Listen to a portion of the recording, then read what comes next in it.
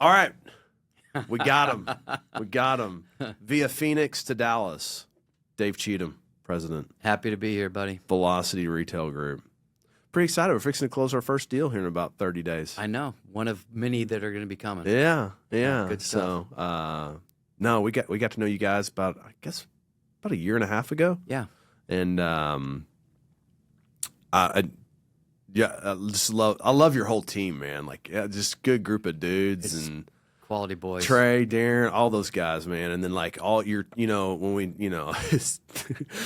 we're gearing up towards this closing. Will's like, dude, they got so much information, like so tight, like so. It's awesome, but no, this is fun. I think we need to start off with probably the thing we talk about the most is NIL. So, so you're a Baylor fan. You're currently getting your master's. At Baylor. Here's the crazy thing.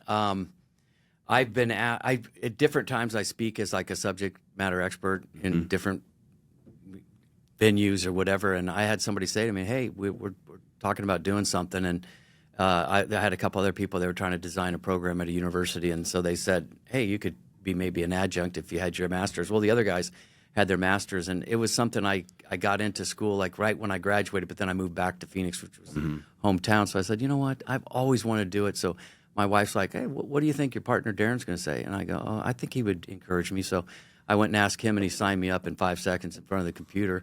And I'm almost done. Matter of fact, I'm in town today because my buddies in this class has been so fun, and they do it downtown Dallas.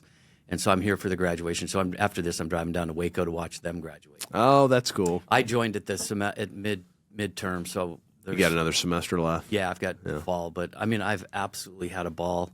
When my daughter went to Baylor, I loved the school, fell in love with it. And so that's where I wanted to do it. That's awesome. My wife actually thought I was going to go sit in class like in Waco, like a college kid, like get yourself an Xbox and kind of hang out in the dorm. I'm like, no, honey, it's a executive MBA. You go downtown Dallas. Yeah, no. Well, so that's led you to become a Baylor Bear fan. So I was a Bear fan when my daughter was a Division I athlete at Baylor, and what'd she play? There was a sport that they actually were one of the founders of, the first NCAA women's sport called acrobatic and tumbling, collegiate acrobatic and tumbling. So her senior year, they won a national championship, and now they've got they're expanding it all across the NCAA, expanded all across the United States. Yeah, it was in partnership with USA Gymnastics. And she grew up as a gymnast. That's cool. So it was very fun. Yeah. Well, that's awesome. Yeah, good stuff. So yeah, no, you love to harass me about when you sent me that one text that one day saying our coach left. Clickbait off of Facebook or something. Can I say you're a bastard? Yeah, it made me. Yeah, God, the whole college thing is just so frustrating. It is. It's it's happening in high school now too. Texas high school. Yeah. It's what's crazy? We were sitting there the other day, some friends of ours over the weekend, and we coached our sons' football teams together growing up, and they were like, I can't remember the kid's name because I coached another. So, anyways, real quick, I coached this one team in Prosper, and then there was this other team, and we kind of like merged at one point, and before I got over there, they had this one kid, and he was the backup quarterback. But now he's like the #1 prospect out of Arizona. Wow. I think he's signed with Oregon or committed to Oregon already. But he's like the #1 quarterback prospect, and he's out of Arizona. So anyways. But around here, it really happens with like the skill position guys. But Prosper had a quarterback, started as a freshman. Incredible freshman year, and incredible quarterback. Freshman, sophomore year, then he transfers to Argyle. Were they working the back? It's hard to say. I mean, surface level. Oh, this was they found a home they love. Yes, it's a beautiful home. Yeah, this is the best thing for the family. It's so funny we haven't sold our house. Yeah. So But in addition to that, Dave Campbell's magazine, which is, the forefront of high school football. I mean, they're literally on podcasts talking about, where do you think so-and-so's going? So they're somewhat promoting it by doing that. So I don't know. I think if you get busted doing that in high school, automatic 1 year out. Yeah. Like so you got to really be worried. But I mean, like, so it's crazy. That kid left my son's high school. This other quarterback came back in. He's on his 5th high school. That's crazy. Started off at Salina, came to our high school. He's been in our district forever, but started off at Salina, went to our high school, went to Green Hill, went to Melissa, found out this kid left, came back to our high school. That's parents. That's parents. It totally is managing your kids. Like, you know, you're 9th grade and they're trying to figure out what's their pro prospects. Yeah, it's so. My parents didn't have that problem. They didn't really focus too much on. Well, and like when I was going through this stuff, my parents didn't know what to do. Like everybody knows what to do now, right? Yeah. Everybody's got the coach, the Twitter, the professional photographer following them around, you know. Managed. Everything's managed. Yeah, everything's managed. Back then it was like, hey, Dad, this guy called me from this school. Okay. Like, they want to come over to the house Tuesday at 7. Okay. Like, you know. So interesting. But anyways, I don't know. The state of college sports is always a great topic right now. But this is a real estate show. So let's just start at the beginning, man. Like, where'd you grow up? Where'd you go to school? How'd you get into this? Like, let's hear it. Yeah, I came from real basic roots. My mom was a stay-at-home mom. Mm-hmm. I think one of the crazy things, which I still can't believe today, she didn't even have her driver's license. This is like Leave It to Beaver. She didn't have her driver's license. I think I was in 4th grade. My dad was a cop. She was a stay-at-home mom, mm-hmm. and grew up in Phoenix. You know, from that standpoint, went away. I wanted to go to college in California. I went to a private Christian college called Biola University. I had to save my money. So I had to go to a community college for a couple years, and then that was kind of a big deal. And we saved our money, went to Biola, and then when I graduated, I was going to go to law school, and I kind of got into a program but I had no money. Yeah. And I was dating a girl, and her dad was kind of my mentor, mm-hmm. and he was always kind of pouring into me like, "This is what you got to do, and here's what whatever." We just kind of hit it off. And he's like, "No, here's what I want you to do. You're going to go into development, and it's an incredible career." I knew nothing about it. Yeah. And with a father that was a police officer, we weren't thinking, development like they could do. In Texas, people think oil and real estate. Right. We didn't really think like that. But and then I started on that journey and started interviewing. And I actually got hired for 1 hour in California. I had 2 jobs. Do you want to work in Newport Beach in industrial, or do you want to be in Phoenix in retail? And I just took like 2 weeks to make up my mind. I made up my mind I was going to stay in Newport Beach. Went the first day, and literally I was like, "You made a mistake." Something just said, "You made a mistake. You need to move to Phoenix." So I went into the meeting. I filled out the paperwork, and they go, "Something's wrong." And I go, "I just feel like I made a mistake." They go, "Well, take the rest of the day off. Go down to the pier and think about it."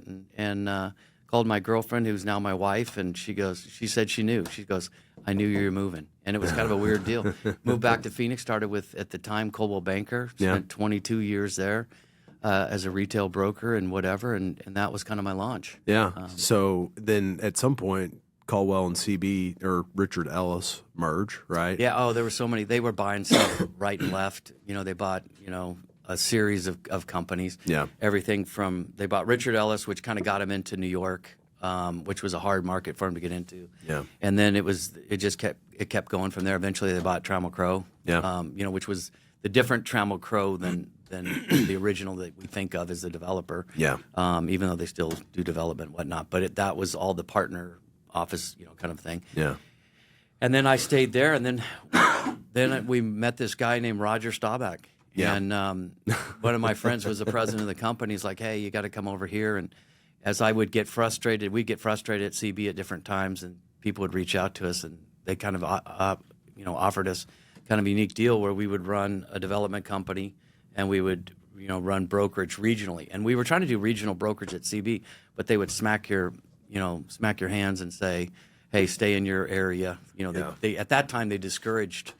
The world was transitioning where people were working more regionally. Yeah. But at that time they kind of discouraged it, and we wanted to, and we did. And so the Staubach thing worked out well for a while until Roger wanted to sell the company. So how'd you get hooked up with Roger though? One of my dear friends that I started working with in the brokerage business transferred, or actually became the president of the company. So he spent time trying to recruit us, and we eventually did that like in 2005. Sorry, I told her to give me a water. Yeah, I haven't. Here, take this. Well, I'll get you one too. So I got this cough over the weekend. Man down. So Roger gets behind you.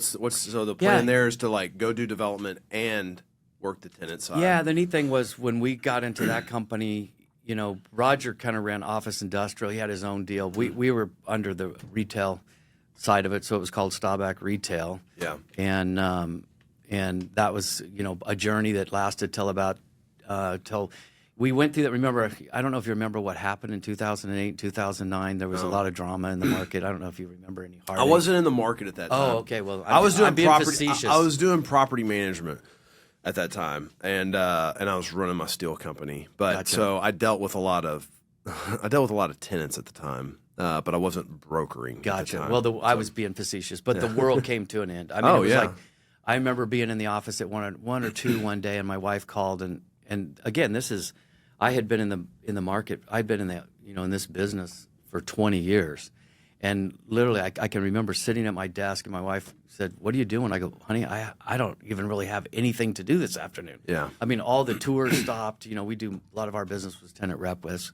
kind of where we really knew we've done everything, but tenant rep was a big part of our identity or whatever. And but at that point, Staubach Company, they wanted a worldwide offering. They were getting opportunities that they missed because they would go to CB, who had a world footprint, or certain. I think Colliers had more of a worldwide footprint. So when they wanted to sell, we didn't want to. So we took their name off the wall, and just went to Velocity Retail Group for our brokerage company and Accelerated Development Services, which was really became our. We furthered our development side of the program. Yeah. So I started in 2010. So I'm like much better. The aftermath, right? So just there's bodies all everywhere. Over the floor. Yeah. So when I started in industrial, so like the area where I work in Brook Hollow, at one point in time, I think there was about 85 printers down there. Like that was like the printing world down there. Every listing I had was a printing building because every printer went out of business. I think there's like 25, 30 printers down there now. But I mean, it was, please take this building. You can have I did deals where we gave a year of free rent just so that the power didn't get stripped. Yeah, you right? have to pay the triple net or it complimentary maintenance. And my joke is that the OpEx today on industrial is what we leased buildings gross for back then. Or probably less, honestly. OpEx are getting in the threes now. I mean, I've done $2 gross deals before. It was bleak, but here, give it to him. He took mine. He gave me his. So let's say it differently. He took mine. Yeah, sorry. But it was a bleak time back then. But man, what's fun is I got into tenant rep.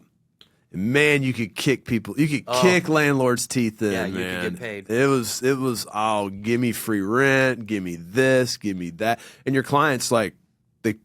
What was good about it is I felt like you could add value. I added value. Sure. Whereas you get into freaking 2021 and where it was just like, hey, here's the renewal and it just went up 40%, and this is a good deal. Yeah, take it or leave They're it. like, what are you doing here? Yeah, So. it is a weird.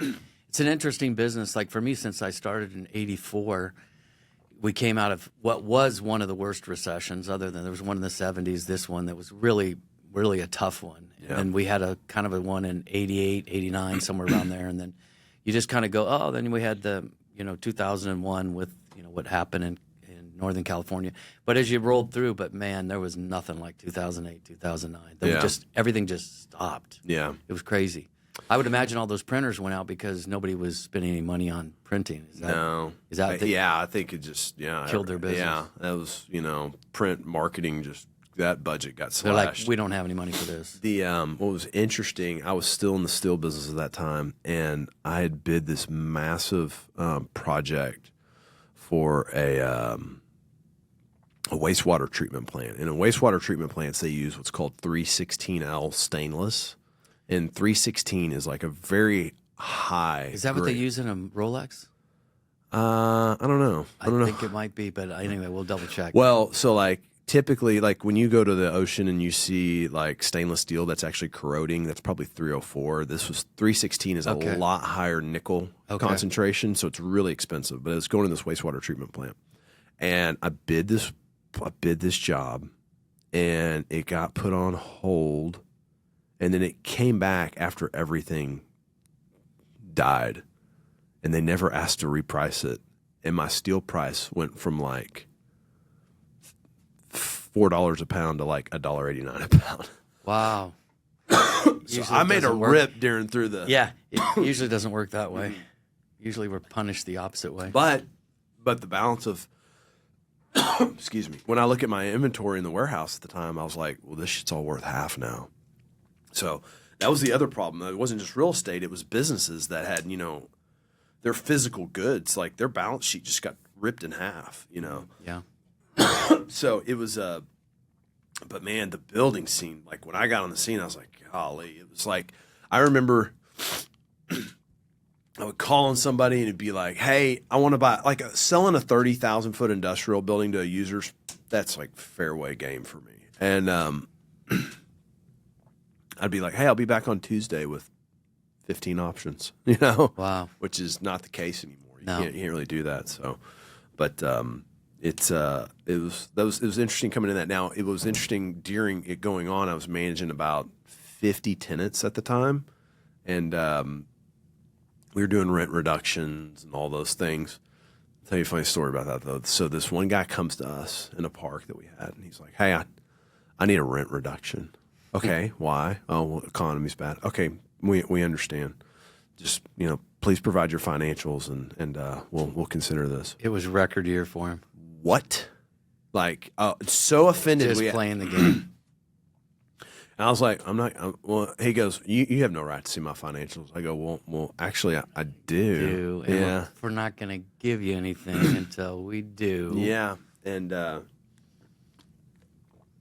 he goes, I would have never signed that had I read that in there. I was like, say that 10 times out loud. Yeah. And yeah, he was fine. I still gave it to him. I was like, hey, I'll work with you. Yeah, I'll work with you. You have no reason to get this, but we'll help everyone out. Well, that was the game that was kind of sad during COVID because what would happen, like Darren and I own partners in a shopping center. It's a power center that's in the west side of town. And the best clients came and asked for a rent reduction, whereas the smaller guys that needed the rent reduction, but they didn't even go down in business. So when we did the same thing and said, hey, let's see what your numbers are, and it was just a power play thing, it was kind of like, no, you're giving us a rent reduction, kind of a thing. But it was more of a power play. But what I always felt bad is the smaller tenants that really needed it, a lot of them didn't get it because it was given to the big guys and there wasn't anything left over for them. And they're the guys that took, most of the heat. The big guys, you didn't hear about all these, marquee main players going out of business. No, so I had a building. I did a sale leaseback on this guy in Brook Hollow. Me and there's a group here in town called Cantex, and they own a bunch of buildings. And this time during COVID, I mean, me and Cantex were just tearing it up, buying buildings, and I was leasing them up for them. And we did this leaseback with these guys. And then COVID hit. And I mean, like, I'm talking about like the world shut down, like on March whatever. And like 2 days later, he's like, hey, I need a rent reduction. I was like, bro. And it was same thing. And it was, hey, man, like, I don't, just send your financials over. Crickets, It was funny. That was kind of a good win for me though, because this guy previous years was like, hey, I need to go buy a new building. I'm like, okay. And he sold nuts and bolts. And so this is, you will relate to this being a tenant rep and the time that you put into things without having control or, Sure. So he goes, I go, hey man, I really need you to sign an exclusive. And he goes, you think we get an exclusive? I go, hey man, don't take this the wrong way, you sell nuts and bolts.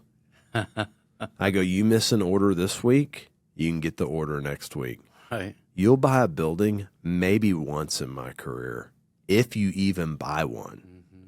This might be an exercise. I don't know. But I'm not going to go spin my wheels if you're doing it with 5 other people at the same time. Yeah, that makes sense. And he wouldn't sign it. Yeah. So I was like, okay. So then I ended up buying this building off him because he never moved. So he ended up doing a sale leaseback with us. And then he's like, oh, I need a rent reduction. I was like, nah. Not gonna. Yeah, I remember you. Yeah, you were so gracious. Yeah. So, well, I guess so. How do you split, or how do y'all structure splitting tenant repping and developing? Now they kind of go hand in hand though as well, right? Let me tell you what's kind of different. So traditionally, what people always felt like was if you were doing something and representing something that, a lot of them, like especially like at CB, they were really discouraged people from owning real estate, which is kind of weird. Because CB owns a ton of real estate. Well, they do too, which is even crazier. But like when I worked there, it was like, yeah, we don't want you to compete with our clients. It's like, well, I don't. Yeah, it's a longer story, but disclosure is a key thing. But what we did is when we created it, what we found, and we had this one client.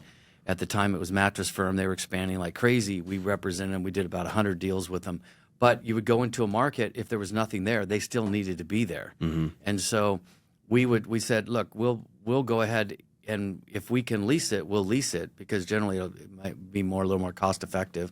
But if it's not, we'll build it for you. So when we named our company, we didn't see ourselves as a development company. We saw ourselves as development services. Yeah. Where we worked for the retailer, and they're like, yeah, if you want to do it, we'll do it open book and whatever. So it was an extension, but there was still this thing in the marketplace where some people are like, but our clients don't care. Yeah. They're like, as long as you're, it's just like anything, as long as everything's integrity, open books, whatever. So it kind of, it helped from that standpoint, and the world kind of changed a little bit also from that standpoint.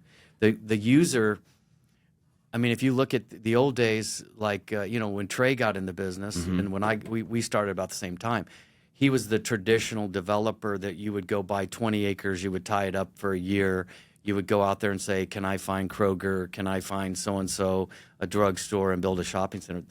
I don't say those days are gone, but they're mostly gone, and now most of it's just driven by users. Yeah. I mean, if Walmart and Target want to go somewhere and they've got a Target developer or whatever, it's kind of like glorified. It's really like development services too. Yeah. They're getting their deal, and then they're letting them make the profit on the the satellite land around them. Yeah, we had a deal come to us, and HEB was the anchor, and it was like HEB gets 20% of the profits on the rest of it. Like it was, there's definitely they're the grind. They're the big. They're the Yeah, they can throw their weight around. Yeah, they're different than anyone. But like if you go back into probably in Phoenix in the early 2000s, Target came in and said, we want free land, like their Nordstrom. And some people would do it. You can't do it today because prices are too expensive. So it doesn't really work today. But back then they could throw their weight around from that standpoint. But the other thing we do a lot of times is these numbers have become so compressed that we do different fee developments too. There's a property, I don't even know if we've ever showed it to you, but across in Gilbert, across from Santan Mall, and we're doing a huge fee development with the best tenants from Capitol Grill to Yard House to Maggiano's and then building some shop space for a wealthy individual out of California. Yeah. Actually, he's out of Arizona, but owns a ball club. But yeah, it's really special, and so we can do anything, from that standpoint. Well, I do kind of want to touch on something you started to talk about earlier, because it's really a thing in the market now where like brokers shouldn't buy buildings, or like where is that line, right? And I kind of play in this gray area, right? Because I still broker, and it's I don't know, it's weird. It's like some of the sentiment now. This might be me making this up. I don't know if they really care or not, but like brokers, I think, would be upset if they knew we called owners directly to try to buy their building. Okay. But yet brokers are out there buying buildings themselves. So like, isn't everybody at the end of the day just a broker? Yeah.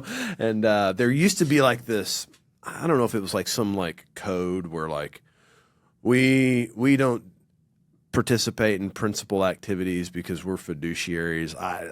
I think that has just been that's 70s, 80s, 90s, and then what people realize is like, wait a minute, this is, I mean, you got the stock market and you got real estate. Now you've got another venue, but it's everybody's invested in real estate from that standpoint.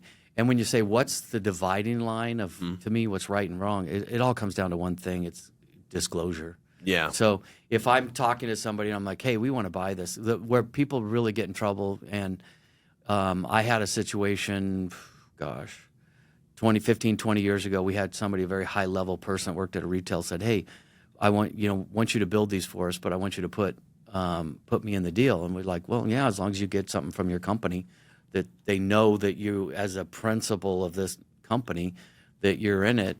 And they were like, no. Well, they know. I'm like, yeah, I know. You're telling me they know, but yeah. I know better when they sign something so that nobody gets in trouble. And eventually, they were like, oh, we've got this in 30 or 40 markets. I'm like, well, I can't do it. It's like I got to stay in the straight and narrow, black and white. I don't want to play in the gray. That is not even gray actually, but and it turned out to be a lawsuit later on, where all those other people got dragged into it. We sat on the sidelines, because we didn't participate. We were like, and it came at a time when you're like, it's a great deal for a college ethics class, because when somebody tempts you like that in the business, they don't tempt you when you're just fatter than a pig. They tempt you when the market is terrible and it's like you need it the most. But that's kind of when the integrity really steps up. Yeah, it's been interesting lately. I've been. My nephew started in the business, and he's kind of handling my book of brokerage and out there prospecting new stuff. So I'm going to meetings with him here and there. And like half the time in the availables book, it's like, hey, disclose, we own this building, we own this one, we own this one. Yeah. Hey, look, I want to make a deal, so like whatever. Yeah, but I disclose. I mean, no, I totally agree. It's not that big of a deal. But it's weird how some people make it a big deal, and I always thought that was interesting. Like, nobody at CB, I think still CB like really frowns on people buying buildings. I think it's something that I don't think they think it's like wrong. I just think in their culture of where it all started and what there was such, if you talk to Trey will tell you what made him join us a dozen years ago. He came into our office with an old line developer, from the 70s, really talented, wonderful guy, still develops today. I have total respect for him. And when he came in, I was explaining to him the world has changed. And Trey listened to me. He didn't really get so much what I said. And about a year later, Trey's like, it just resonated that what we were saying is whoever controls the user controls the deal, kind of a deal. And what we were saying is the tables have changed. In the old days, it was like what I said. It was like, hey, I bought 20 acres, but today you can't do that. So it's kind of old culture. But again, as long as somebody discloses, even at CB, if you had something to write, you couldn't. There's a lot of people that do things with sweat equity, and at CB you couldn't do sweat equity, or else it was a company revenue. Same thing with my company. You had to invest in property. Yeah. So like if you put your own investment, they were okay with that if you invested, but they really preferred you invested with someone else versus you being the sponsor or something of the deal. This is kind of funny talking about fiduciary. I'm working a deal right now with a national credit publicly traded tenant who wants to lease a building of mine, and their broker is a national publicly traded type brokerage. And nearby, I own another building that is occupied by publicly traded competitor of said company. So there's the playing field. Publicly traded company that wants to lease my building puts in my lease to me that they have exclusivity on a 25-mile radius. Yeah, I've seen that many times. You're like, sorry. The funny thing to me was I call my other publicly traded competitor tenant, and I go, hey, your competitor is about ready to lease this building for me, and they're pissing me off. He goes, you know what he said? He goes, hey, you got to work with this Alphabet brokerage. I'm like, well, that's their broker. Where's the exclusivity with their brokerage? Right. They're asking me as rando landlord to be exclusive, but their national tenant rep broker, national platform, has zero exclusivity with them. Right. So I thought that was Yeah. So it was funny. Sometimes with these big tenants, you want to be accommodating, but at some point they stretch. I just sent them an email. I say, if you want that, go find another building, no interest. And they're like, okay, we'll give. Yeah. We'll give. Yeah. Matter of fact, I know a deal right now in Phoenix, and one of the big boxes has said, you can't do this guy. They can do it across the street or down the way or whatever, but you can't. A lot of times they'll say you can't do They'll say you can't do another tenant that competes with us in 3 miles or 5 miles. They usually don't go 25 because that would take up too much space. Right. Yeah, it's just, the reason there's 50 pages in a lease, the same reason these guys build up all the things that they want to do. They just sit there and go, how do we take advantage? Yeah. No, I've kind of taken the stance with some of these national credit tenants that at some point I'm kind of willing to lose. Your credit's great, but you know what? There's someone else out there that's equally as good. Yeah.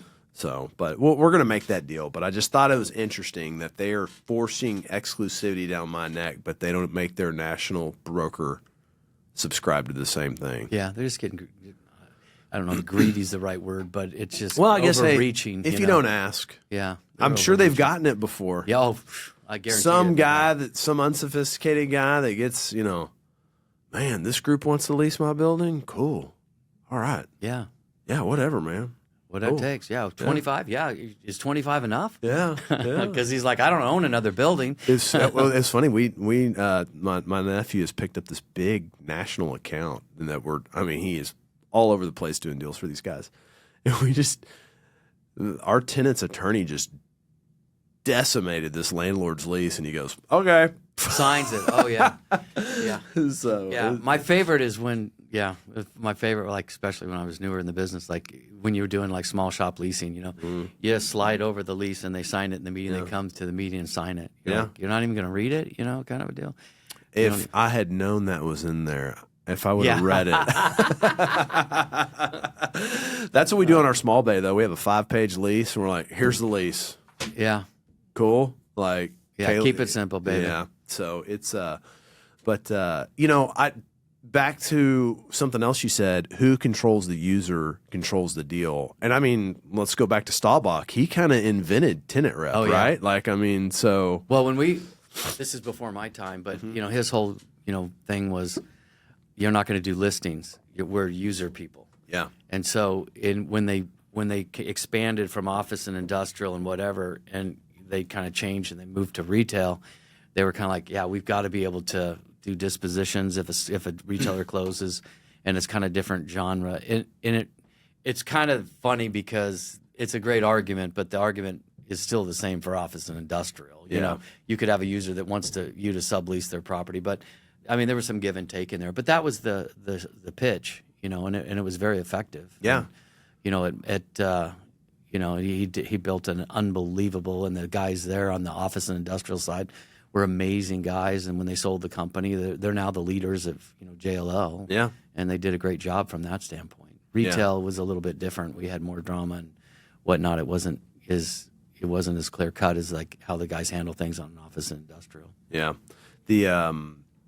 but that goes into I guess a lot of your developments then are just tenant rep assignments driven, right? Yeah. Hey, ABC tenant, they need to go roll out X number of stores. You go start digging up dirt. Yeah.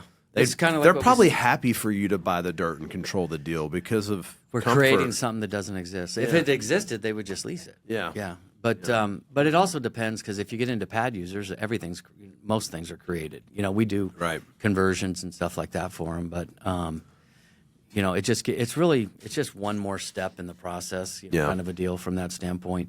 That works out pretty good. But it's a fun part of the business because it's the same offer. Yeah. If you're looking at the real estate and you go, we need to be up here in North Phoenix or in Prosper or whatever, and there's nothing on the intersection, but there's 10 acres. You're sitting there going, okay, let's figure out, or, there's maybe a building to tear down or something like that. Yeah. You're like, okay, here's our strategy here. We're going to have to build something. Yeah. And you can either go to some whole outside guy or maybe it's a landowner, but now they've got to go create all their whereas us, we have the same lease, the same, process. We have the same process. We know their architect, and the whole thing just kind of works smoother than every single deal becomes a one-off deal. Where, Joe Blow, that's a great landowner.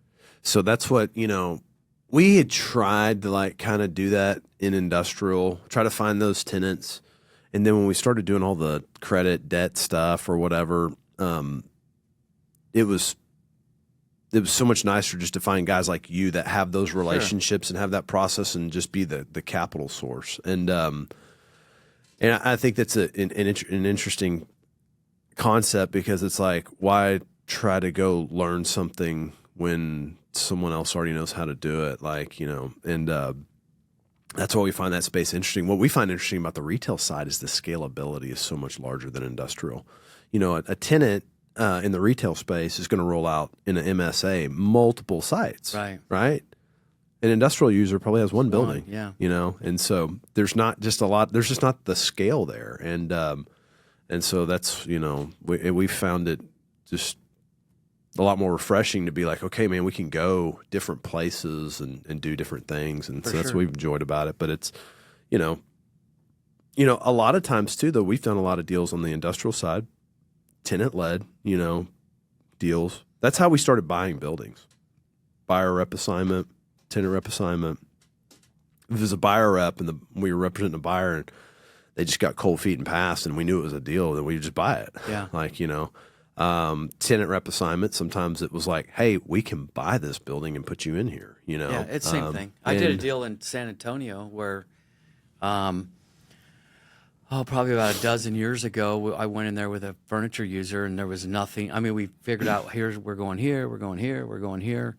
And we wanted to be in this one trade area. There's like 1 million square feet there, and there was no place to go. There was one beat up old 1979 Kmart building right on the point position. Yeah. And a major player had built like 1 million feet behind us, but you have to drive past this crap old building, no pads. The parking lot looked like, no landscape, no curbs, just horrible, kind of deal. And I'm like, and 2 old guys owned it, and it had been converted from a Kmart for years. It was a call center, and then the call center died. Mm-hmm. And so I'm like, why don't you just you buy it, we'll develop it for you. Yeah. And in that case, we're partners with them, but they put up all the money.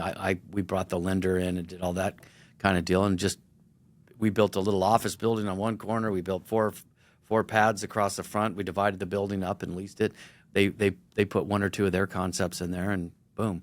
And that's value added. Yeah. Otherwise, what are you going to do? You just get there as a broker and you go, yeah, there's nothing we could do. Because the 2 old guys, they weren't going to turn a call center into no, they ain't got the gas for that. Yeah, and I mean it looked like total hell, but I mean by the time we were done, we won an award from San Antonio's Business Journal, like the best redevelopment, whatnot. So when cool. you look at the before and after pictures, it's kind of shocking. I mean, it definitely took a pig and turned it into a purse, a sow's ear, and turned it into a purse. Well, you might have just answered this, but something I always like to ask people is like, what's the most unique deal you ever pulled off? I mean, like the biggest or anything, but like one of your most memorable ones. That's a pretty good one, because it's when you look at it, it's so shocking. Yeah. And the thing that I did was, so we didn't spend the money. So let's say that the buildings, the 1 million square feet next door was on a scale of 1 to 10, without exaggerating, just like right in a beautiful shopping center. So we went with our architect, copied the theme, dummied it down a little bit, so we didn't have, we took their architectural features, maybe not as much gingerbread as they had. I mean, we had this old sign that was like 1970s pole sign that goes up to the freeway with the big rectangle at top, but we had to go build now a monument sign and whatever. But we just cheapened everything, where when you look at it, it looks like it's all part of the same center, but we were just more cost effective and a little less gingerbread, but you basically look the same, and then landscaped it. That was a big deal, landscaping. 60s and 70s landscaping is not pretty. It's just asphalt, gray asphalt. Like we're not even talking about black with white striping. It's just you can't even read the striping, and the asphalt's so old it's almost white. Yeah. No. Well, that's it's cool being able to add that much value to a property, right? Yeah. It's we bought a 100,000 foot just junker in San Antonio. It was great. We didn't add we didn't add a ton of value. We did, we just fixed a lot of the things, just dressed it up, man. Yeah. And it's been probably one of our best deals. And it's like, it's time to sell it. I kind of hate to sell it because I'm like, oh man, what a project. But it's like, man, it's time to sell it. Like, well, your basis is right. I mean, it's funny because people are really looking for value add. It's hard to find a good value add. Although rents have gone up so much, it's probably a little bit easier with the upside. But man, it's hard to find. There are so many people getting into industrial now that I was telling Dylan this yesterday. I said, hey man, these old buildings, like, I'll tell you the one thing, we get these rains here and water gets in everywhere. Yeah. I mean, I had a building the other day, tenant moved out. And it's like when the tenant moves out, like they just, on their way out, they grab their hands around the building and they all shake the shit out of it. And like, tenant moved out, brand new tenant in there, heavy rain comes in. Blows under the front door. Blows under the side of the building, front door, and then ruins $30,000 of brand new finish out. And like, I got to cover that, right? Like, I mean, tenant, and just, man, I told Dylan last night, I was like, man, I think, we're launching a portfolio sale right now of a lot of our iOS properties, and it'll bring back a lot of capital from our investors. And I'm like, do we just go to them and say, hey, look, we're going to buy leased stuff? Like, the value add is getting so damn tough, and there's so many people doing it. Yeah. Well, with what happened with development, everybody just it's like water. It's all trying to figure out. And plus, you had the people that were really heavy into apartments, and then they swing over, or you have, these guys that were in retail and they swing over to industrial. A lot of our retail guys, like during, the last 4 or 5 years, switched over and started building some multifamily and started building industrial, where they've never done it before. But, they got in that market and they've been reasonably successful. So that, I don't know. It's a lot of our, we'll always buy buildings. I just don't know that I want to like go do the dogs anymore. Like it, I don't know. And then like we're getting really good at this debt side of things where we can just ride in these developments with people and be their partner. And what's really funny is there's so many guys that I've talked to that you're too young, but like that are old guys, and I'm not even going to define old anymore, but that are older guys that were really successful, and they're like, I just want to do the debt side, because it's like I don't have the energy, because one of the things that when Trey joined us a dozen years ago, he's like, hey, here's where all, he would call them bear traps. It's like there's always something, you never expect. The city screws you on something and says, oh, I know it's not in the, I know it's not in our Bible, but we're the Lord's. So we still want you to do all concrete everywhere, even though you said we could do asphalt on this part and concrete on the other. And like, by the way, that's another $200,000, but that doesn't impact your performa too much, kind of a deal. Or the retailer comes in with their building and goes, hey, we changed our prototype. We added this. It's $42,000. And they're like, oh, okay, well, we can adjust it. Oh, no, you just have to eat it.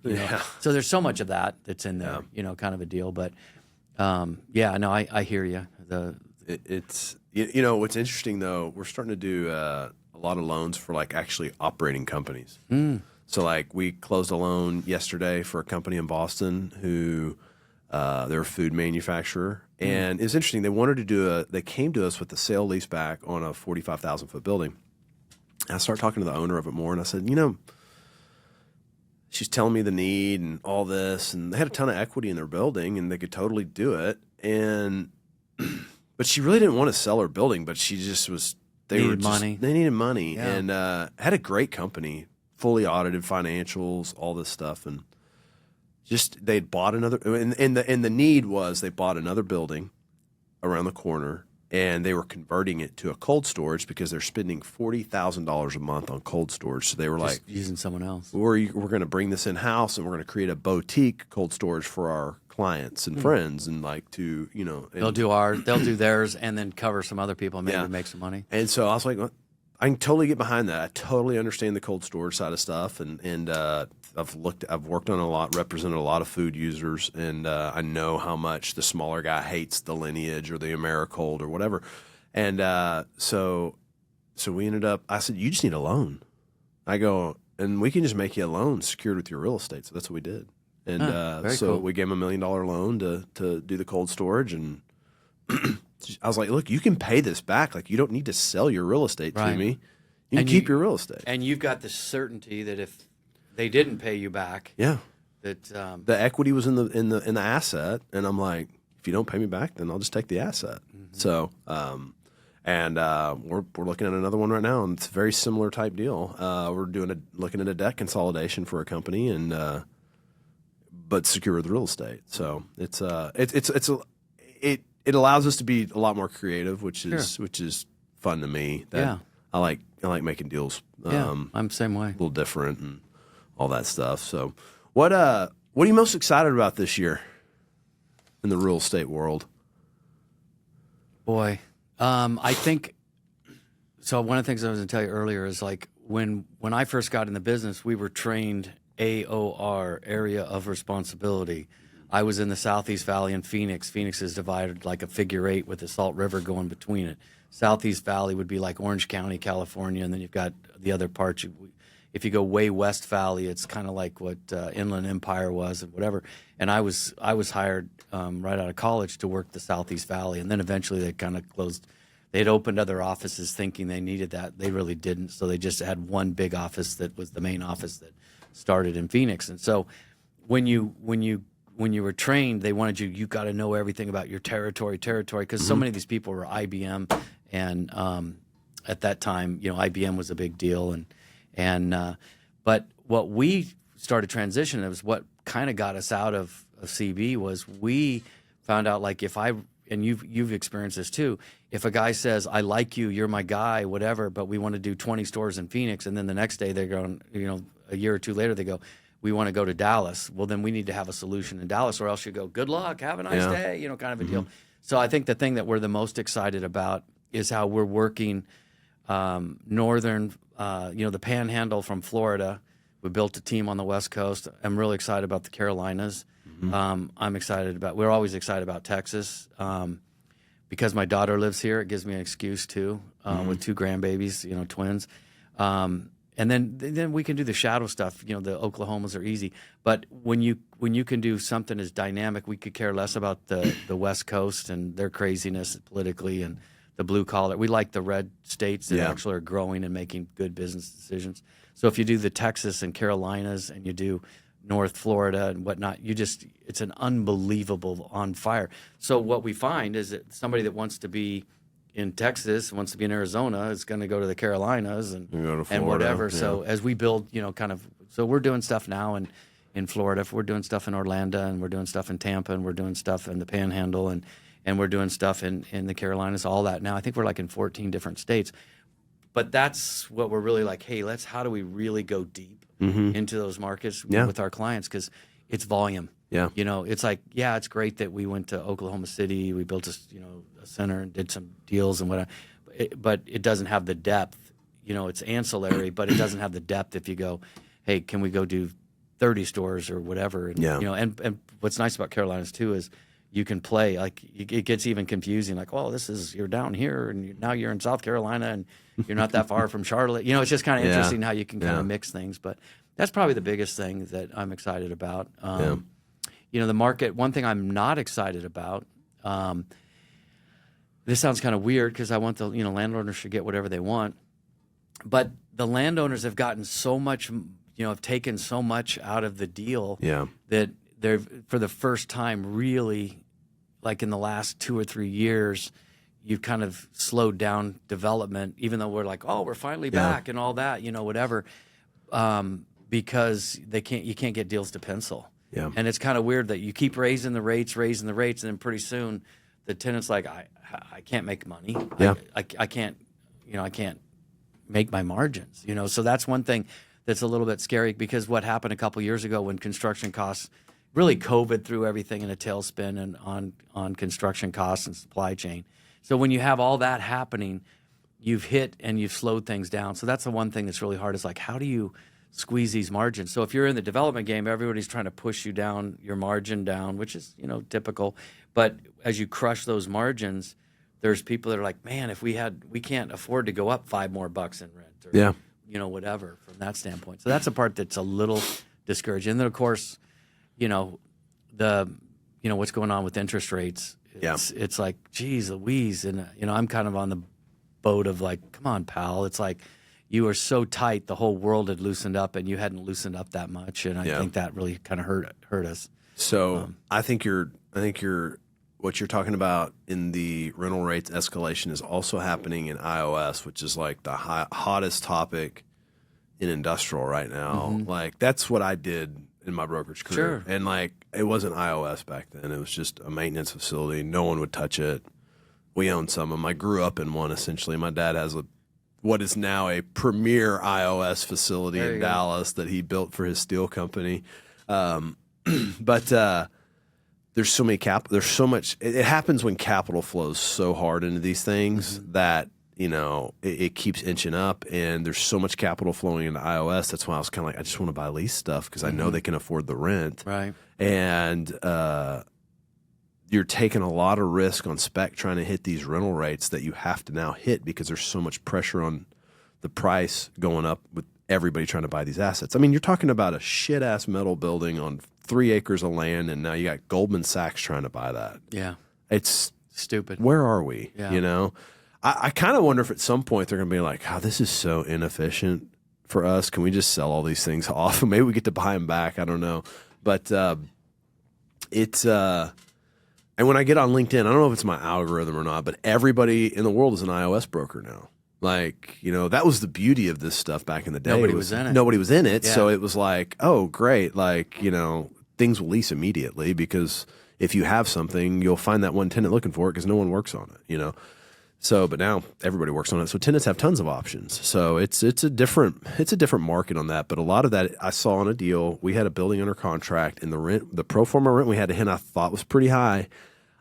And I got real nervous because there was a group that was looking for that particular property, and I knew about it. And when I got under contract, I called the broker and I said, "Hey man, I got your tenant's building."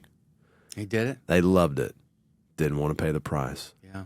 This was in core Dallas. They were in like Midlothian. They just renewed. They're like, fuck it. We ain't paying that. Yeah, that's so I ended up dropping it. Now the group that took it up after me, they ended up achieving the rate, but I was just like, I don't know if I can take that risk. But the problem for me, so here's the other example we're running into is the group that picked it up, right, has $1 billion of discretionary capital, right? So me and Will are here competing with some guy that has zero co-invest, no personal guarantee signed, and doesn't have to make any kind of payroll. Right. And he's just got to get money out. So it's a different competition set, and so that's why I don't know. Back to talking about water, you got to be like water and find like where can you go make money elsewhere. So that's I'm kind of excited for like being forced out of that a little bit to go find other things because I get bored with things and go on to other things. So, but that's what I see. But I think you're right. It's as property owners or capital keeps coming into assets, they keep raising the price to justify what they paid. Right. And at some point, tenants are just gonna be like, "Hey, Well, because I've lived through a lot of these ups and downs or whatever." Like, and I don't wish this on us, but the corrections are what slowed that down. Like, I mean, like for fast food guys, it's like there's certain people that, like if you come in and you say, I'm a fast food guy, and you go, hey, I'm Chick-fil-A, they can do anything. Yeah. Their volumes can do anything. The only way we were able to put this project together at the highest possible price in Gilbert, Arizona, is because Gilbert is such an amazing city. It's like you're Prosper. Mm-hmm. Very similar to that. It's got families, it's got high incomes, it's educated. It's pretty much got a per capita that matches Scottsdale. Completely different because of families. Yeah. Families and houses, the size of per capita is higher because, when you get to Scottsdale, you get people that are transient or come there for second homes, et cetera, et cetera. Yeah. Really special. But we had to go get the tenants that are the highest volume tenants in the marketplace. So if you sit there and go, I'm a Capital Grill, I'm going to do a good volume, or I'm, if you're doing, 10, $12 million, 9, 15, whatever the number is, you can pay that top dollar. If you're a fast food guy and you go, hey, I'm Taco Bell, you're screwed. Yeah. You know what I mean? It's like, you don't fit. How's Arby's looking? They're not going there. I mean, they can't. They're just not doing it. But if you get a Raising Cane's, and you have to really be selective, where that's not traditionally how it worked. Traditionally, you just be like, hey, I'm a good pad user and I'll pay your price. Yeah. And this is what the market is. Well, now you're so over at the top of the market that you better be a volume player, or you just can't afford it. Right. And then when the market does change a little bit, that's when what we've learned through history, that's when everybody starts closing their stores. Yeah. Because they're like, gosh, things aren't that good anymore, and now they can't afford their rent. Yeah. Whether that's in line or pad user from that standpoint. Yeah. No, it's I think we're going to see that on the iOS side. I might be wrong, but I'm very cautious buying Can't continue those things. forever. Yeah. No, it can't. So, well, I want to switch to something else real quick. Okay. This is you really caught my ear when I was in your office last time with this. So Pakistan. Your Pakistan thing. So I'd never heard of this. Yeah. So tell me about this. Okay, so first of all, I had never heard of this either. Okay. So just to give you kind of the short story, there's a peer-to-peer group, and it's a faith-based group. It's called Convene, and it works with business guys that are trying to have their business as good as they can get it, and really to do it, in a faith-based way where they're honoring, really good principles and whatnot. And they meet once a month, and I'd been a member for a couple months, and before I had to put it on pause when I went. Flew each month because they hold it like a day or two before I leave out of town. Yeah. So I couldn't do that and do whatever. But they meet in my office. They use my boardroom, or Darren and my boardroom, or Velocity's boardroom. And so they brought in a speaker, and his name is Mike Brickley. Incredible guy. He used to be a banker, out of Silicon Valley. And what this guy and other key people have done is just a mind blower. So he makes a presentation, and he's telling us about bonded servitude, which I didn't even know what bonded servitude was. But Sure. basically, in these third world countries, you've already seen it before, like where you get into, we've all heard of child labor, we've all heard of whatever. Well, in certain third world countries, Pakistan being one of them, they make bricks the old-fashioned way, the way they've made them for 5,000 years. Just like when they're building the pyramids in Egypt or whatever. They're taking clay, they're putting it in a mold, they fold it over, they put it in, they put them in kilns, and they got about 12,000 kilns that are across the country.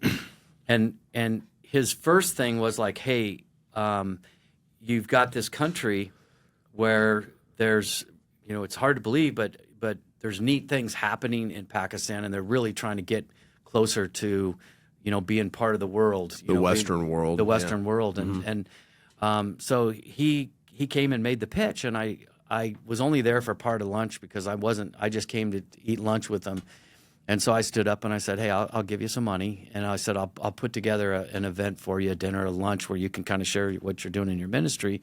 And I said, but I want to go with you. And what I found, because I've been involved in Africa for 20 years, involved on a board, and I was a tiny part in helping start a Christian college in Zambia, in Dola, Zambia, in 2003 all the way till now, and I'm still on the board of trustees. And so I could see there's things I like, but if I'm going to be involved, I need to be hands-on, because I don't want to tell you the story if I haven't been there. Yeah.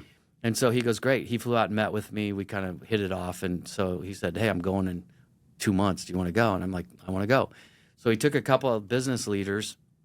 We went into the market, and we met with like senior level of government. I mean, at the highest level, which was shocking. The head of the parliament, a really special woman that was Miriam, was a minister, one of the highest levels in Punjab, which is like their biggest province, and they all had a heart to like, hey, we want to make change too, kind of a deal. So what the ministry did is called Family Set Free. They were buying families. Most of them, they don't have to be, but most of them are Christians that are lowest in the kind of the caste systems. And what happens in bonded servitude is people get in a bind. Here you could drive by on a corner and you see like, usury with like title, title loans, payday loans, yeah. which is kind of a horrible thing. Sure.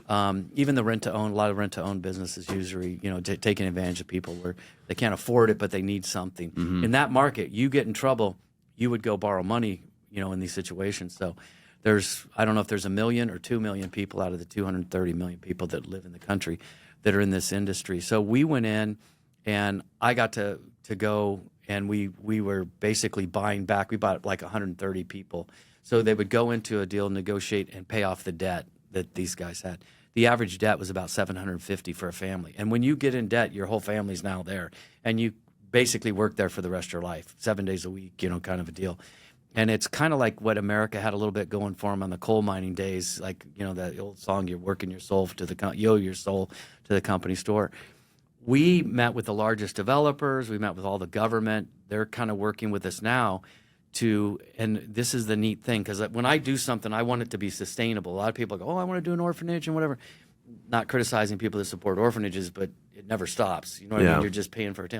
Our whole focus and his vision, how do we mechanize it and catch you up with the rest of the world? So we're working with the government and technology because you can buy a brick making machine that can do 50,000 bricks, a little bit higher quality, 50,000 with like 4 people. Yeah. Or you can do 25,000, but it takes 125 family members, 4-year-olds, 5-year-olds, dad, mom, and whatnot. And so that's kind of the launch. And when I went, I remember telling my 88-year-old mom, I'm like, Mom, I don't know what the Lord has for me in this deal, but part of it's just acumen of being able to communicate, and be able to negotiate and, be able to know what to say. And the government was really being good to us and working with us like, okay, we want to help in this area. So that's what we're really working on. And right now, there's a product that comes. There's a guy that makes a product in oh gosh darn it, I'm ringing somewhere. I'm sitting on it. Hold on a second.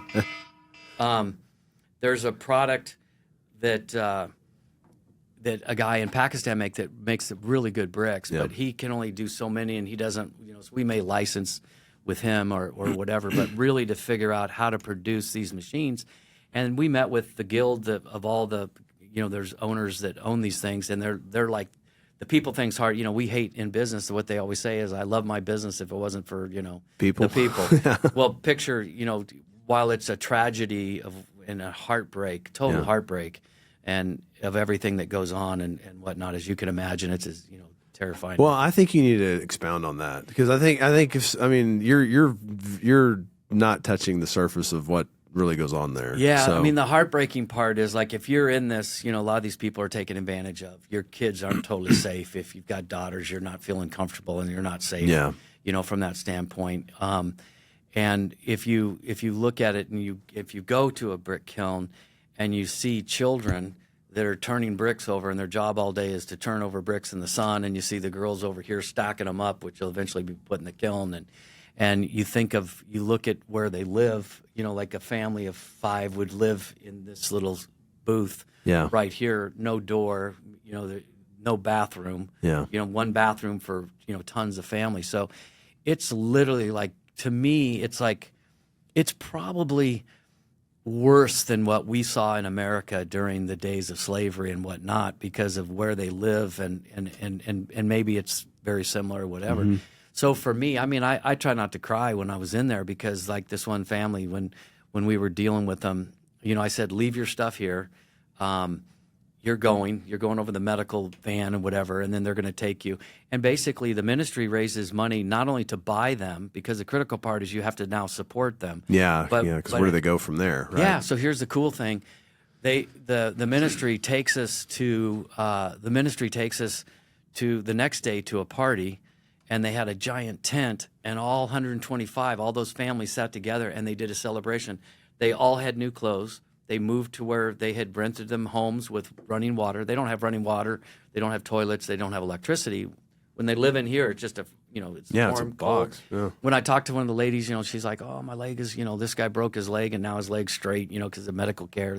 No medical attention, per se. Yeah, you get hurt, just deal with it. Put some dirt on it. Yeah, and there's even terrifying things where, like, some of these guys really even the punishments would be something that you would think that would horrify you, just like, whatever. So that's why it was so important there's a lot of people that don't know about it, even in the country, but that's why it was neat that these leaders are like, hey, how do we, let's try to figure this thing out. And the cool thing was, like, the other thing is that, this is done out of clay. The world's also changing in that you need sand. So the clay stuff is done in kind of in areas where there's clay in the soil.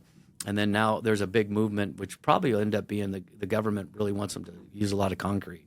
Yeah. So you'll build concrete block, for these buildings and whatnot.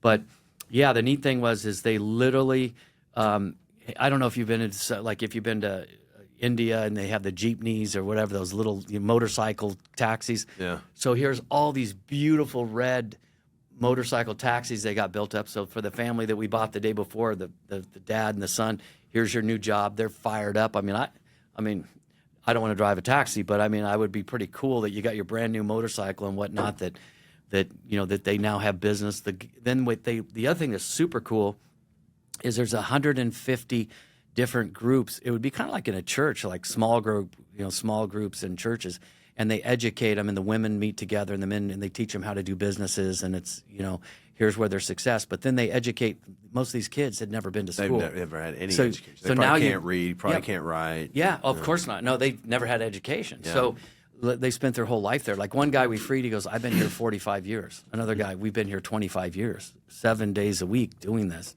And they're very emotional. You're emotional because you're like, oh my gosh, it's like going back in time. Yeah. And you just imagine, you go, you're free. Yeah. And guess what? You're going to have a place to live and whatever. I mean, they're like, this guy, I had an interpreter because they couldn't understand their language. Sure. But they're just, the guy's like, oh, bless you. Oh my gosh, you've just changed the world. You've changed us in such an amazing way. And, the next day I see them and their 4 daughters, and they were sharing with me the day before about how they're always worried about their daughters. Sure. And I have 2 daughters. So for me, I would kill people. You know what I mean? It's like, and he's like, no, you got to watch them all the time, because you got to watch them from other boys, trying to take advantage of them, workers, take advantage of them from that standpoint. And so they wanted their picture with me, and they were all decked out in their beautiful outfits today, new clothes and whatnot. But that's what's so powerful about this ministry. They've got a group on the ground that identifies the ones, but the next level is wiping it out with technology. Yeah. That's why I'm fired up. So the owners of the brick kilns, we negotiate with them to buy some of their people from. So do they want to modernize, or do they want to stay in this system? No, and that's the neat thing is you're talking about something that's been done for thousands of years. Yeah. And the neat thing is they're like, yeah, we'd like to mechanize because we can see that as the future. And it is difficult, but you're just talking about a culture. The thing is there was a symposium that I went to. I flew home. I was actually in Europe, and I flew home. I did a red eye all night, got to Washington, D.C. I was in Portugal. I flew home from a trip I was on for like a week. I flew home for one night, all night. I went to the symposium in Washington, D.C., put by 2 congressmen that run the Pakistan, this group for a caucus for Pakistan. Mm-hmm. And there's like 50 congressmen and whatever that are promoting it to build our relationship. And if you see what's going on with Pakistan now, they've really taken a great lead in trying to help us with Iran, from that standpoint. But anyway, I flew home for that, and they had a whole symposium, guest speakers, ambassadors. And then we had like a dinner, not a dinner, but just kind of a meeting thing. And then I got on a plane and flew back to Europe. So it was a kind of a 36-hour, live on a plane for 26 of it or whatever from that standpoint. But change is occurring, and they want to mechanize. And there's certain things to move up to be considered by the European Union and to be considered by America. There's certain improvements that there's standards that we're saying like, hey, let's get this taken care of. And they appreciated that business guys, they cared that they were business guys that were pouring into their country. Yeah. And so that was kind of a fun thing. And then our deal is like, what other business can we help them with? Because there was this Christian business group that we met with, which it's when you're the minority. Yeah. And you remember there's some crazy things that happened. In the symposium, they basically were saying in the caucus, they said the number one scary where more terrorism anywhere in the world is in Pakistan. And when I was there, I had guards taking me everywhere. And I asked them, I go, hey, what does it mean that we're here so you don't get attacked? And I go, what does attacked mean? And they go, shot. I'm like, oh, okay. So it was funny. And I go, I don't think you'd be kidnapped where you are here in this part of the world. But yeah, most people thought I was crazy, but I enjoyed every minute. I loved the people. They're so gracious. Yeah. You know, it was great from that standpoint. Yeah, they got unbelievable heartache and change. But if nobody comes alongside them and tries to support them, especially on the world stage, you know, it's hard to make change. Yeah. You know, It, I was telling you earlier, I have a driver. He's from Pakistan. Of course. Could have been Ethiopia. When you told me about this, I came back. Golly, sorry, I've had this. Anyways, I come back and I'm like, hey, do you know about this? He's like, oh yeah. It's like, just a way of life. Yeah. Like, you know, that's how things are there. It's like, hey, you never get out of it. Like, No. I mean, like, it's wild to think that still goes on in the modern world. It is. There's probably more modern day slaves. I mean, I wonder. Oh what no, there definitely there's more slavery today. I remember. I think I forget what show it was, but Emmett Smith was. They were like, you know, I forget the name of it, but they did the research into, you know, genealogy and whatnot, and Emmett flew. I think it was Benin in Africa, and when they were there, they go, oh, these kids are, you know, somehow they were rescued from slavery or their parents were slaves or whatever the deal. This is like, I don't know, 15 years ago, 10 years ago or whatever, but there's more slavery. The funny thing about slavery is we've only been taught, you know, this whole thing about African slavery, which slavery's gone on. I mean, in Rome, you know, majority of the people that lived in Rome all during the Roman Empire were slaves, but everyone was captured. You know, if you look at Jefferson, when he built the ships, we went over and invented the Marine Corps. That was to fight slavery because they kept taking our ships on the way to England, and they would enslave all of the sailors, thousands and thousands of them.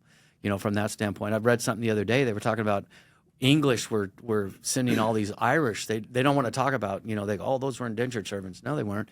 They were taking people out of Ireland and they made them slaves in America. You know, for whatever. Some were indentured. Some people would, you know, sign a 7-year contract to be able to get. But yeah, slavery is just it's a horrible thing. And I mean, even today we sit there and when you look about people that are trafficked, it's just what's the difference? If you're a household laborer that's been trafficked from Asia or, you know, whatever, it's the same dangerous, horrible game. Yeah, I guess if there is a difference, it's just the second step of violation. Yeah. The first step is just being a slave. The next, being a sex slave is a total.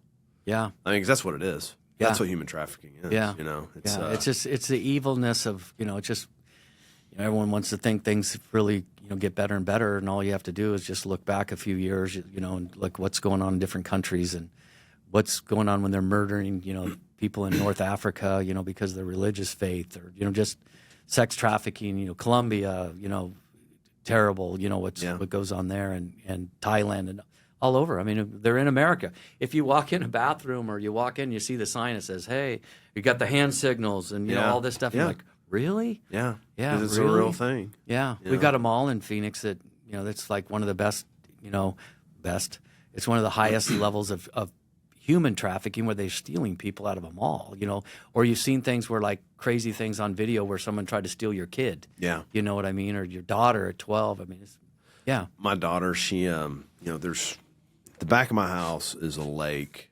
It's like a 30-acre lake, and behind that lake is about 170 acres. It's undeveloped, and it connects to another neighborhood. And my daughter loves to run, and so she wants to go run to the other neighborhood, right?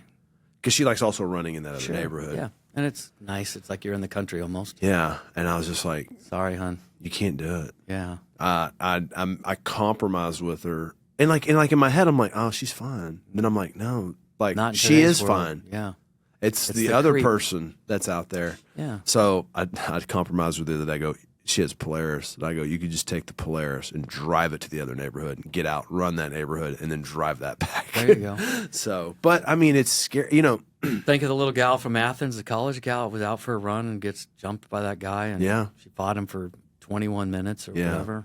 I mean, like that. I was thinking about this. I was watching this show last night with my wife, and it's pretty interesting. We just started. It's about a guy who goes to prison for a drug charge, and then there's a serial killer that murdered all these women, but they only have them pinned down on one body. They want them to try to find the other 14, so they give this guy an option to go in and befriend this guy, trying to get him to talk. Is it true or just a movie? No, it's true. It's a true. Wow. It's based on a true event. Makes it worse, So, but I was just thinking, man, like, golly, like, women got to be scared all the time. Mm-hmm. Got to be on their game. They got to be on their game because they're kind of like a target at all times. Yeah, it's funny because I've got 2 daughters and both of them are beautiful, and my one daughter was telling me, like, hey, you got to be careful because if you have a ponytail and you're doing this deal, they'll grab you by the. I'm like, really? I mean, to have to think about, have to think, or like, oh, you're in a parking structure and you walk into the parking structure and you got to be heads up, and this guy comes to your car, getting gas. Yeah, somebody jumps in your car with you. I mean, Walmart parking lot. You know, you just got to be on point, head on a swivel, kind of deal, which is. Yeah, and then especially when we're living in a weird culture now, like what? Yeah. Throw the key away. I mean, I'm more of a 3 strikes guy. You know what I mean? Yeah. It's like, hey, do you want to be in, do you want to live in this environment and community with everyone? If you don't, we're not going to go play the game where you did it 92 times. Yeah. That's ridiculous. To me, it's a judge issue. These judges, it's like stupid. Yeah. It's like if they really don't want to, fit along with everyone else, and you're going to rob and murder and do whatever. It's like, take them out, Well, tell me again, if let's say someone wants to get involved with the Pakistan deal. Yeah, what is that? There's a website, Family Set Free. Family Set Free. Yeah. .org. Yeah, it's .org. Yeah. Yeah, and then you can just go in there and give. It's the thing that's so amazing about it is, I have the faces. Like I'll tell you this one story, and this is against the law, but this is what happened. One family that they bought, and there's the group on the ground are all Pakistanis, amazing group, and they go in and do the research, and I go, how do you pick who you're going to rescue? And they go, well, sometimes we'll even take a few people like there, but usually it's all negotiated ahead of time, and you can't just go into one and gut. The guy's just like, okay, you're going to pay the debt and take some of these away, okay, and that's kind of how they negotiate. But these happen to be. These 2 happen to be Muslims, which was interesting because almost everyone is a Christian that they're kind of dealing with. But the guy lifts up his shirt and he shows me a scar across his the side of his side. Yeah. And then his wife, showed me hers, and they basically had sold their kidney, to get out, and that didn't get him out. That's against the law, and if they got caught, they can't go to doctors now because they would get turned in and go to prison for selling their kidney. Yeah. But what had happened is they had vouched for 2 people, and then those 2 people fled. So they were now responsible to their debt and the other debt. So somebody had negotiated with them to sell their kidneys to get out of debt, but they didn't get out of debt. And so these guys, we bought them. Yeah. And they're kids, and they're free. You know what I mean? And they got jobs and learning how education. And one of the things that was neat that we're working with the government on is you have to do a different kind of school because you can't just throw somebody in who's 13 years old, 14 years old, and just go, hey, go join whatever, 5th, 6th grade or whatever from that standpoint. You got to now have a special deal because they don't even know how to do what a kindergartner knows how to do. Yeah. Which is, pretty scary from that standpoint. Well, it was just really like, I don't know. It made me think. I was like, I just didn't realize that kind of stuff still goes on. Heartbreaking. Yeah, it's. I was somewhere. I'm trying to think where I was. I forget. I was in Turkey, and they were showing us how they made these unbelievable rugs. And when you think of, like they would say, it takes 2 women to do this. We usually do a mother and daughter because it takes 2 years or a year to make this rug. And these guys weren't even in prison or not prison, but enslaved or whatever. But when you think of child labor laws, and America did all that same stuff. I mean, that's where the unions came out of in those days. I mean, they had children working 18 hours a day or whatever. Yeah. So we look at it and we go, God, I can't even imagine. But we were there not that long ago. I mean, when you really think about it, a couple generations ago, people were, how crazy. Your grandparents remember, or your great grandparents, saw that, or you watched the just a way of life. Yeah, it's just. And when it comes to one thing that was harder for me to see this in Pakistan than Africa, and I've been to Africa a dozen times, and I've done all kinds of stuff with the ultimate poor. I mean, like the country that we work in, Zambia, the average person lives on less than $2 a day. Yeah. The difference is they had their freedom. It's one thing to go, I have no food, I'm starving, things are tough, which is no fun deal, trust me. But when you don't really have that much, and you also don't have your freedom, that to me is just the ultimate. You know, it's like, at least the other one, you go, I have a chance. The chances are not great. Or you have free will. You have free will. Yeah. But for someone to say no, you can't.